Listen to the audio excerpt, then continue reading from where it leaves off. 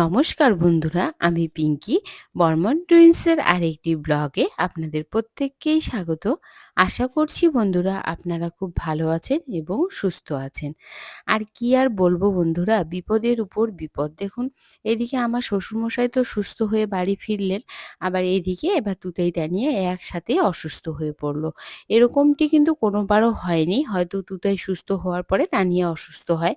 এবার দুই ভাই বোন একসাথেই কিন্তু সর্দি কাশিতে ভুগছে। আর দেখুন, তুতইয়ের না দুদিন আগে দেখি নাক দিয়ে একটু জল পড়ছে, তো আমি ভেবেছিলাম যে নর্মাল সর্দি হয়তো। তারপরে দেখি না, বাড়িতে যে সিরাপ ছিল সেটা খাইয়েছি, মধু তুলসী পাতার রসও খাইয়েছি, কিন্তু সেটাতেও কমছিল না। দুদিন পরে না বুকে একটা কেমন জানি আওয়াজ করছিল, আবার সঙ্গে কাশিও হচ্ছিল।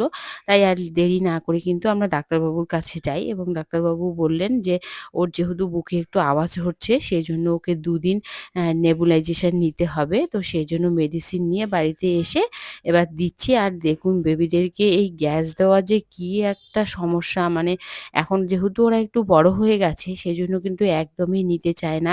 হাত দিয়ে বারবার তার সরিয়ে দিচ্ছিল, মানে কি বলবো, অনেক কষ্ট করে কিন্তু দিচ্ছিলাম। আর সেম ১ দিন পরে কিন্তু তানিয়ারও একই সর্দি, তার সাথে কাশি আর বুকে একই আওয়াজ হচ্ছিল। রাত্রে মানে একদমই ঘুমোতে পারছিল না। অনেক কষ্টে ঘুম পাড়িয়ে দিচ্ছিলাম, কিন্তু ওই কাশির জন্য আবার ঘুম ভেঙে যাচ্ছিল।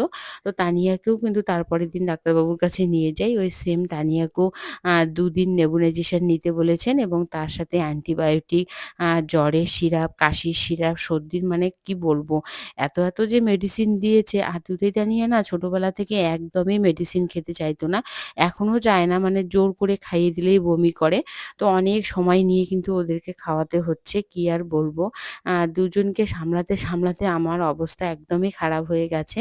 আমার মাথার উপর মনে হচ্ছিল যেন পাহাড় ভেঙে পড়েছে। মানে কি আর বলবো, দুজনকে ২ টাইম করে গ্যাস দেওয়া আর এত মেডিসিন খাওয়াতে আমার অবস্থা একদমই খারাপ।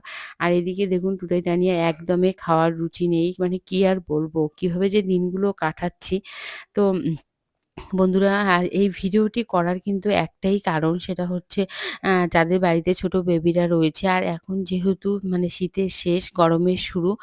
দিনের বেলা হয়তো গরম, রাত্রেবেলা আবার প্রচণ্ড ঠান্ডা লাগছে। তো সেজন্য কিন্তু বেবিদের শরীর অনেক বেশি এই সময়টাতে খারাপ হয়। আর এমনিতেও পেপারে কিন্তু অনেক লেখালেখি হচ্ছে, এই সময়টা বেবিদের নিউমোনিয়া হওয়ার একটা চান্স থাকে। তাই যদি বাড়িতে ছোট বেবিরা থাকে, তো সঙ্গে কিন্তু সর্দি কাশির মতো কিছু দেখতে পেলেই কিন্তু আপনারা ডাক্তারবাবুর অবশ্যই পরামর্শ নেবেন। তো যাই হোক বন্ধুরা, আজকের ভিডিওটি এতটুকুই। আপনারা ভালো থাকবেন।